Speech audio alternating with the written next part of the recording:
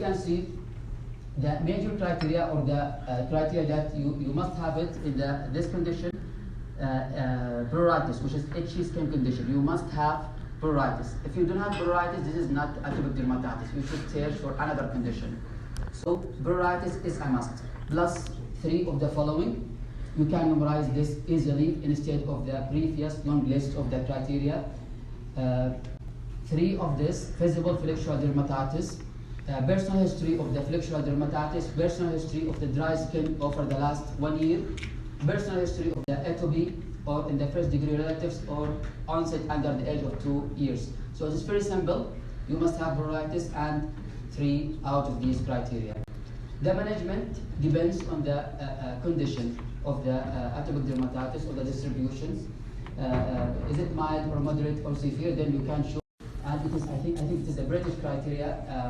And as we can see, the major criteria or the criteria that you must have it in this condition, pruritus, which is itchy skin condition. You must have pruritus. If you don't have pruritus, this is not atopic dermatitis. You should search for another condition. So pruritus is a must. Plus 3 of the following. You can memorize this easily instead of the previous long list of the criteria.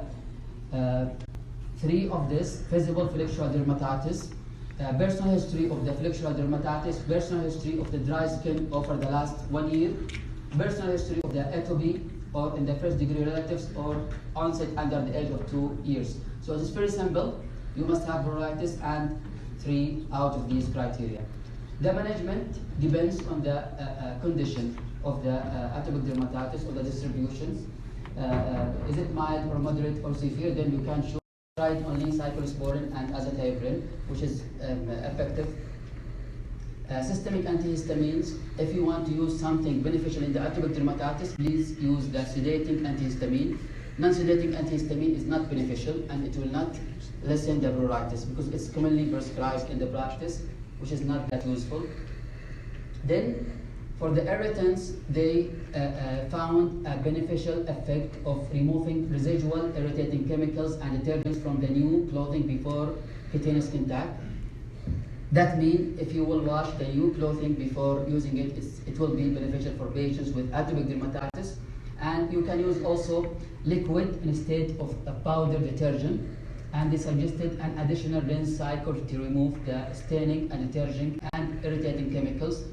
And also they favor loose fitting cotton attire. A walking ecosystem that I'm not alone.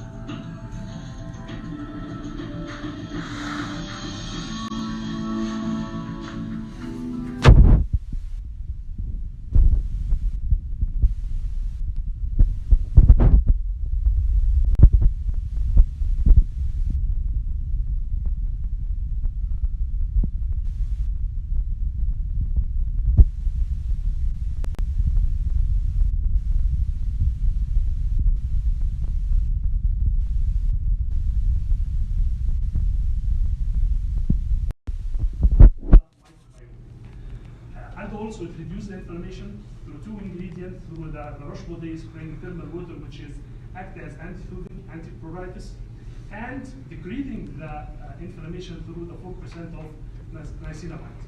So we can say that the bicarbonate EP plus is not just an emollient, it's an emollient plus.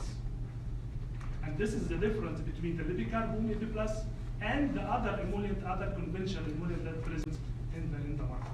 This is confirmed by the guidelines of the European dermatology guidelines.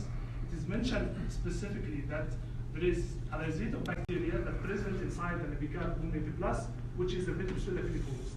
These lysates both improve the atopic eczema lesion and influence the skin microbiome of the atopic eczema lesion. And for the first time, we can have bicarbonate and again the other and high level of mineral. This kind of mineral, it represents the perfect medium for the bacteria to grow. That's why when you go to the United States or Canada, on all the Roche-Posay products, you will find this statement. It reads with the Roche-Posay prebiotic thermal water. What does it mean, prebiotic thermal water? It doesn't mean it includes bacteria. No. It represents the perfect medium for the bacteria or to the commensal bacteria to grow.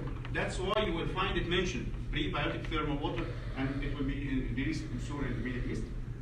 This kind of prebiotic thermal water represents the perfect medium for Bacillus filiformis to grow. When it grows, we made a fragmentation for the bacteria. We converted it from the living state to the lysate state. And this kind of lysate, when you use it on your skin, it enhances or modulates the immune system of the skin by modulation of the cytokines.